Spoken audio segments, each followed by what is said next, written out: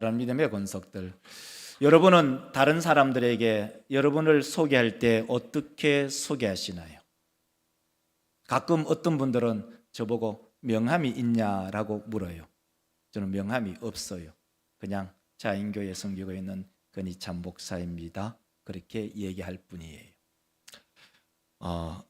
수요 기도회를 마치고 저는 설교 준비, 오늘 본문 말씀을 가지고 설교 준비를 하고 있었어요.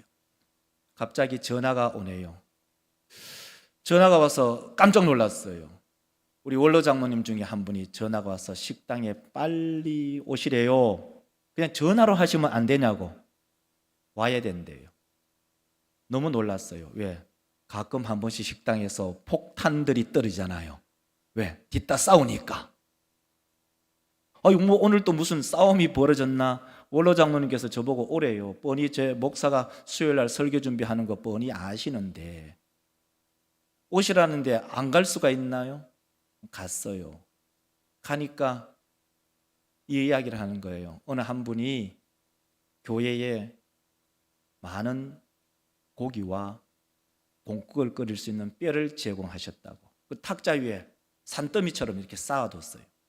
근데 그분의 명함을 주셨어요. 그 명함을 보면, 명함 한번 보실래요? 명함. 예, 명함이에요. 경신유통회장의 박희자 회장님이세요. 다른 거 아무것도 없어요. 간단해요. 경신유통 대표 회장 박희자. 이게 명함이에요.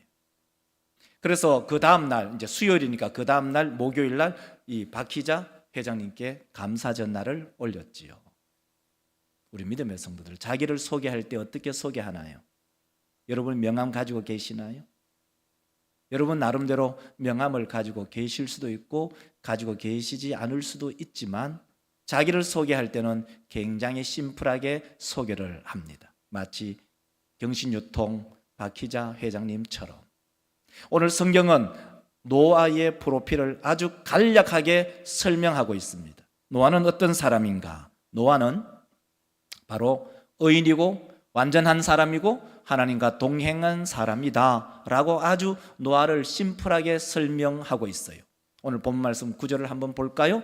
보세요. 이것이 노아의 족본이라. 노아는 당대에 그는 하나님과 제가 이 말씀을 읽으면서 그래, 노아는 의인이고 노아는 완전한 자고 노아는 하나님과 동행한 자라고 아주 심플하게 프로필을 소개하고 있는데 목사의 마음속에 하나님, 우리 자인교회 믿음의 권속들도 노아처럼 의인이고 완전한 자고 하나님과 동행하는 그러한 심플한 삶을 사는 우리 자인교회 권속들이 되기를 주의 이름으로 축원합니다. 목사의 소원이에요. 자, 우리 사람 믿음의 권속들, 노아는 이런 사람이었어요. 굉장히 심플했어요. 그런데요, 노아가 살았던 이 시대, 노아는 완전한 사람이고 의인이고 하나님과 동행한 사람이에요. 노아의 명함을 팠다면 노아는 이렇게 표로 자기의 명함을 팠을 거예요. 노아는 의인이고 완전한 자고 하나님과 동행한 자다. 여러분의 명함이 이러한 명함이 되기를 주의 이름으로 축원합니다. 멋진 명함이죠. 자, 오늘 본문 말씀을 가지고 제목을 이렇게 잡았어요. 생명을 보존하는 상자. 한번 따라 합시다. 생명을 보존하는 상자. 그래서 소제목으로 첫 번째는 이렇게 잡았습니다. 부패한 세상에요, 부패하지 않는 사람이 있어요. 노아의 시대는 어떤 사람이냐? 노아는 물론 의인이고 완전한 자고 하나님과 동행한 사람이었지만 노아가 살아가던 그 시대는 어떤 시대이냐? 한마디로 말하면 부패한 시대였어요. 노아가 살아갔던 그 시대는 부패한 시대였는데 그 부패란 말을 오늘 본문 속에 3번 얘기하고 있어요. 자, 한번 보실래요? 11절 한번 보겠습니다. 11절 보세요. 그때 온 땅이 하나님 앞에 포악함이 땅에 가득한지라. 12절 하나님이 보신즉 땅이 이는 땅에서 모든 혈육 있는 자의 행위가 11절과 12절을 보면은 이 노아의 시대를 한마디로 딱 정리하는 것이 부패다. 이 뷔페라고 생각하면 우리는 결혼식 가서 뷔페 먹는 거 생각하지만 그 뷔페가 아니고, 이 뷔페라는 것은 더러워졌다, 때로는 포악하다, 잔악하다, 이걸 히브리어로 말하면 우리가 귀에 익숙한 단어가 있어요. 그 단어가 뭐냐면 하마스. 이 뷔페라는 단어가 뭐냐? 히브리어로 바로 하마스예요. 그 하마스라는 말은 완악하고 부패할 뿐만 아니라 잔악하고 흉악하고 폭력적이다. 시대가 그런 거예요. 누가요? 누가 살았던 시대에? 노아가 살았던 그 시대에. 저는 그래서 이것을 보면서 세상이 부패하지만 부패하지 않는 사람이 있구나. 노아는 의인이고, 노아는 완전한 자고, 노아는 하나님과 동행한 사람이라는 거죠. 언제요? 부패한 시대에. 그래서 노아가 살았던 그 시대와 세상이 어땠느냐, 여러분 아래로 읽으시기 바랍니다. 노아는 어떤 사람이었죠? 노아는 어떤 사람이었죠? 노아는 어떤 사람이죠? 근데 세상은 어떤 세상이죠? 세상이 어떤 세상이죠? 세상이 어떤 세상이죠? 완전히 다르잖아요. 부패한 세상에 살지만 부패하지 않는 사람이 있다는 거죠. 저는 이 본문 말씀을 읽으면서 그렇구나, 이 세상이 어떤 세상이냐, 우리 성도들이 살아가는 세상은 바로 이러한 세상이다. 성도들이 살아가는 세상과 세상이 어떠냐? 성도는 어떤 사람이죠? 읽어요. 자, 성도는 어떤 사람이죠? 성도는 어떤 사람이죠? 성도는 어떤 사람이죠? 세상은 어떤 세상이죠? 세상이 어떤 세상이죠? 세상이 어떤 세상이에요? 부패한 세상. 부패한 세상에 부패하지 않는 사람들, 부패한 세상에 노아 같은 사람, 부패한 세상에 우리 자인교회 성도 같은 사람들이 이 세상에 살아갑니다. 그래서 주님께서 우리 예수 믿는 사람들에게 산상보훈에 말씀하신 바가 있어요. 너는 세상의 빛뿐만 아니라 세상의 소금이다. 마태복음 5장 13절에 보면 너희는 세상의 소금이다. 지구 땅에, 이 지구라는 이 땅덩어리 안에 바다가 있잖아요. 그 바다의 염도, 다시 말해서 바다를 썩지 않는 염도는 3.45, 약 3.5%. 세상이 아무리 부패해도 이 3.45, 약 3.5%의 세상의 사람들이 아닌 성도를 통해서 세상이 부패하지 않는 거예요. 세상을 부패시키지 않는 분이 누구냐? 바로 우리 자인교회 믿음의 권속들. 할렐루야. 그렇죠.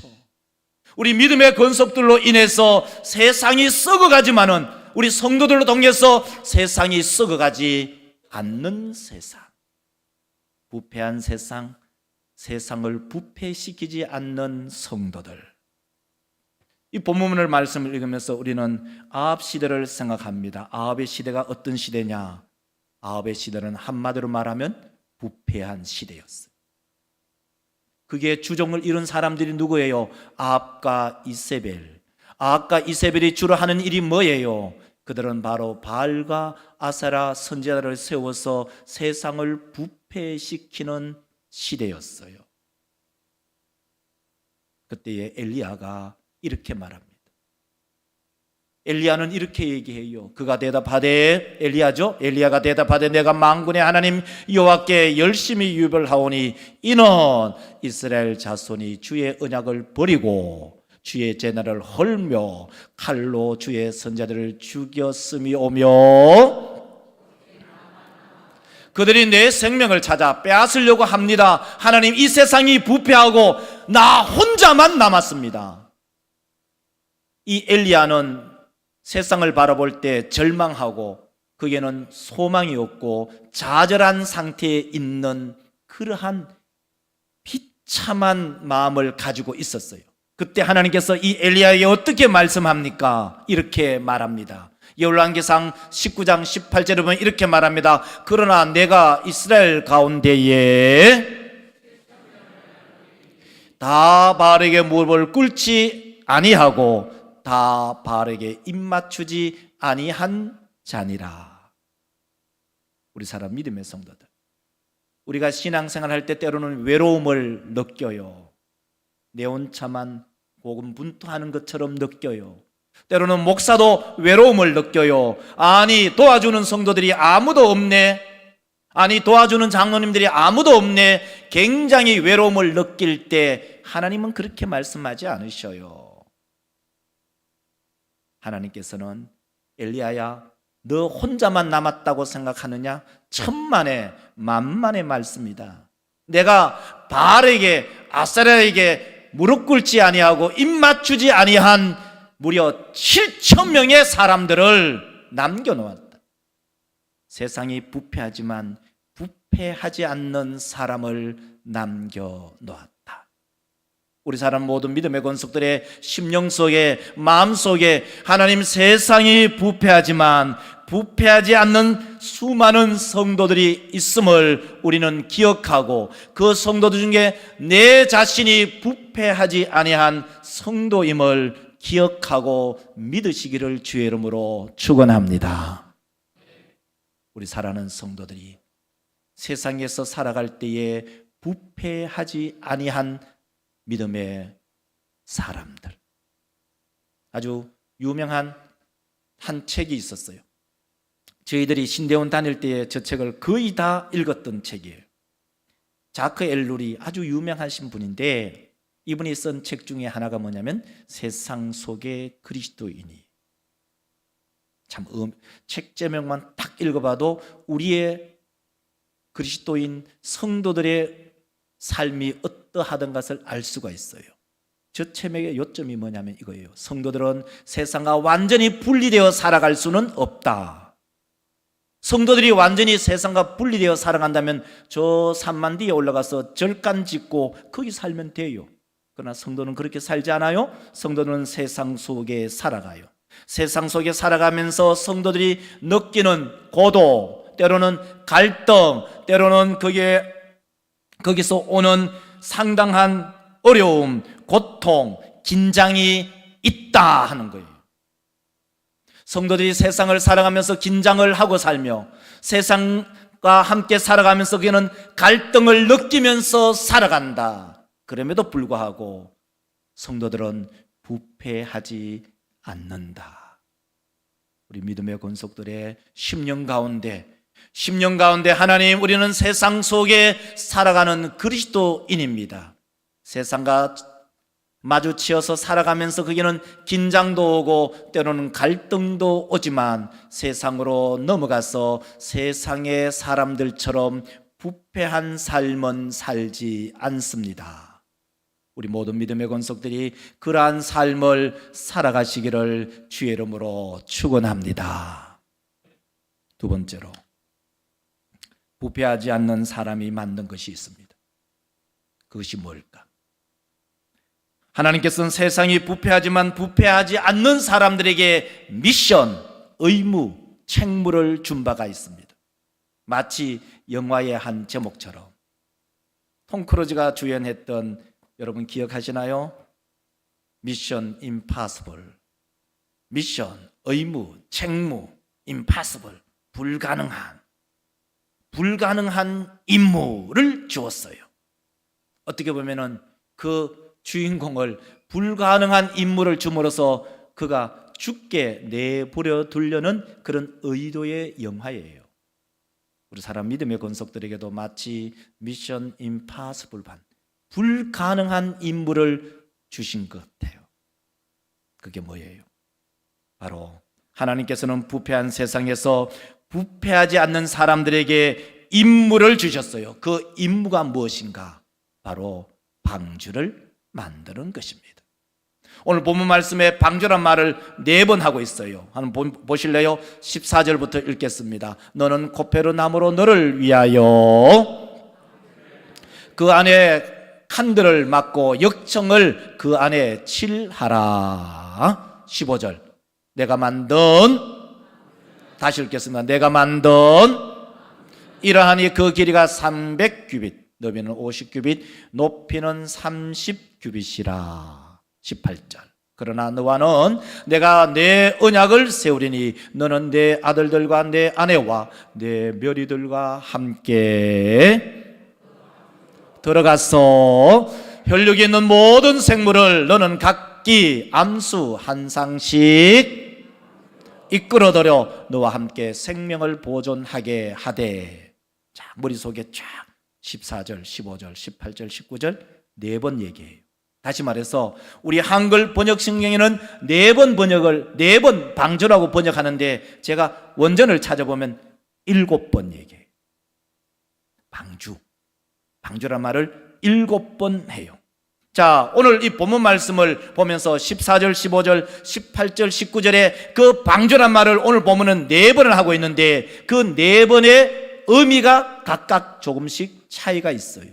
자, 14절에는 방주를 제작하는 명령을 하고 있어요. 그러면은 15절은 방주의 크기, 자, 길이 300규빗. 한 규빗이 얼마냐? 대체로 45cm인데 단순 계산하면은 50cm예요. 자, 길이를 50cm로 하면은 300, 355, 150m. 넓이 50규빗, 25, 25m. 높이 30규빗, 355, 15m. 그러니까 우리의 머릿속에 150m의 넓이가 25, 25m. 그 다음에 높이가 355, 15m. 방주의 크기를 15절에서 얘기하고 있어요. 그 다음에 18절에는 그러면 방주를 만들고 난 다음에 어떻게 해야 되느냐? 방주로 들어가라. 방주를 입실해라.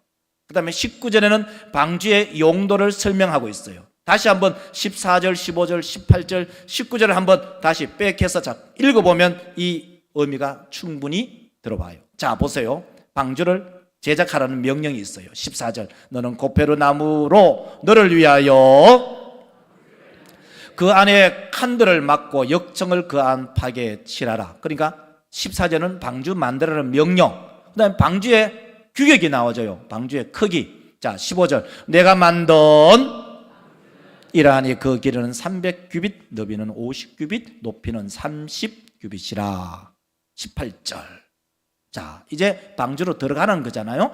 그러나 너와는 내가 내 언약을 세우리니 너는 내 아들들과 내 아내와 내 묘리들과 함께 들어가고. 19절. 자, 이제 방주 보세요.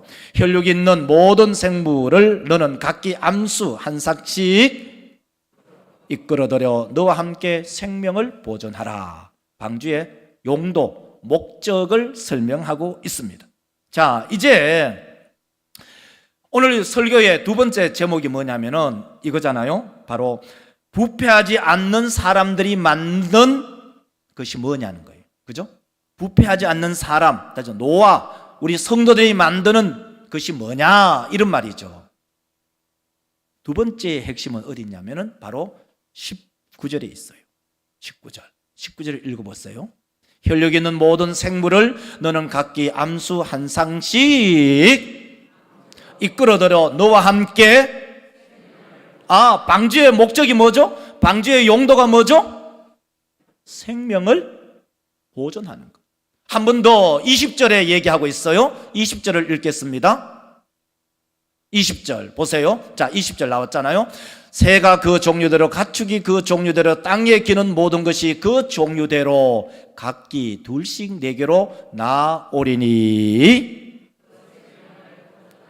19절과 20절에 방주의 목적, 방주 건설의 이유, 그 이유가 뭐죠? 생명을 보존하는 것. 그렇죠.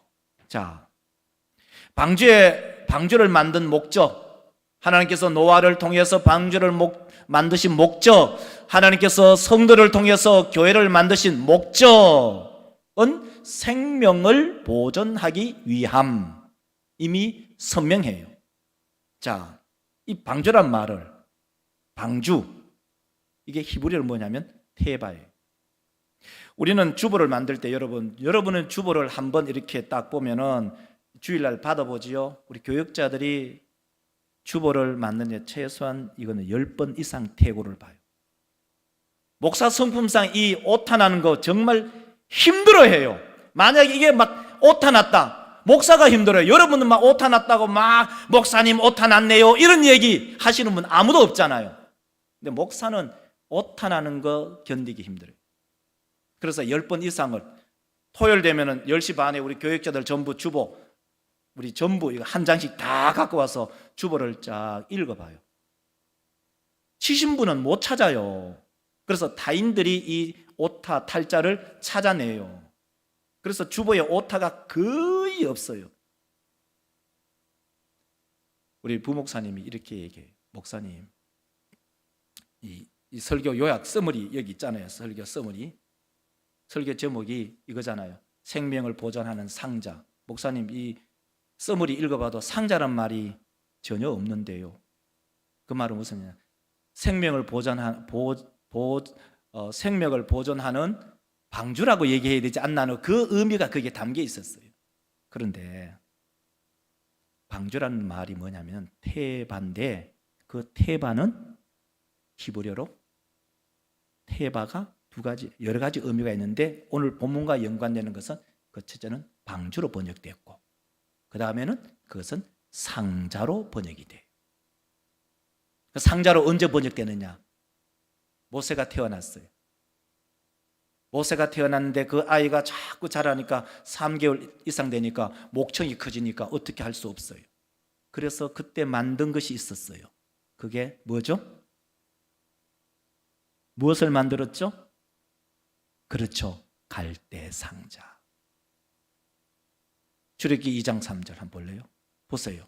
더 숨길 수 없게 되매 그를 위하여 가져다가 역청과 나무진을 칠하고 아기를 거기 담아 나일 강가 갈대 사이에 두고 할 때 갈대 상자 할 때 상자. 이게 뭐예요?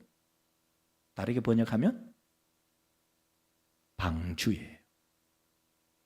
원어로 말하면 테바예요. 하나님께서는 노아와 그 식구들을 위해서 방주를 만드셨어요. 방주의 목적이 뭐죠? 생명을 보존. 모세 이 갓난아기, 석 달 된 이 아기의 방주, 다른 말로 갈대 상자의 목적이 뭐죠? 생명을 보존하는 거예요. 모세의 아기, 모세라는 그 아기의 생명을 보존하기 위해서는 갈대 상자가 있어야 되는 거예요. 하나님께서는 우리 가운데 방주를 주셨어요. 하나님께서는 노아에게는 방주를 주셨고 모세에게는 갈대 상자를 주었고 우리에게는 방주를 주시고 갈대 상자를 주셨는데 그 갈대 상자와 방주가 무엇일까요? 노아에게는 방주 줘서 생명 보존하게 했고 모세에게는 갈대 상자 주어서 모세 그 갓난아기 석 달 된 아기 살아나게 했고 우리에게는 하나님께서는 방주와 갈대 상자를 주셨는데 우리에게 준 방주와 갈대 상자는 무엇이냐 이 말이에요. 무엇일까요? 교회예요. 교회. 교회 이외에는 우리의 생명을 보존할 것은 이 세상에 아무것도 없습니다. 마치 노아가 방주에 들어가서 그의 생명을 보존했던 것처럼 마치 모세가 갈대 상자에 들어감으로 그의 생명을 보존했던 것처럼 성도에게는 교회를 주심으로 그것이 방주이고 교회가 갈대 상자임을 우리 모든 믿음의 권속들이 깨달으시기를 주의 이름으로 축원합니다. 모세는 갈대 상자에 들어가서 생명을 보존했어요. 성도는 방주요 갈대 상자인 교회에 들어옴으로 우리의 생명을 보존합니다. 자, 이제 우리 사랑하는 믿음의 권속들, 우리는 부패한 세상에서 살아가는 사람들을 그냥 죽게 내버려 둘 수는 없습니다.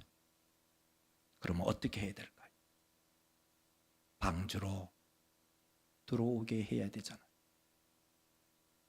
생명선인, 생명을 보존하는 이 방주, 이 갈대 상자로 들어오게 하셔야 하잖아요. 그것이 뭐예요? 그건 바로 우리가 11월 17일에 있는 새생명 축제, 새생명 축제를 하기 위해서 우리는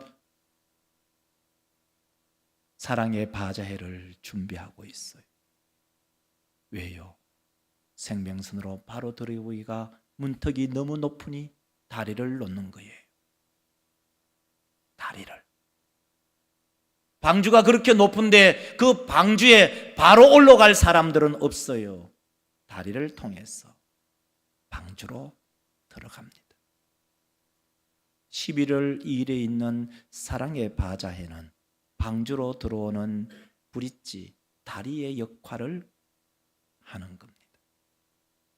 우리가 새 생명을 작정하고 그 새 생명이 주의 전으로 올라올 수 있는 그 가교의 역할이 사랑의 바자예요.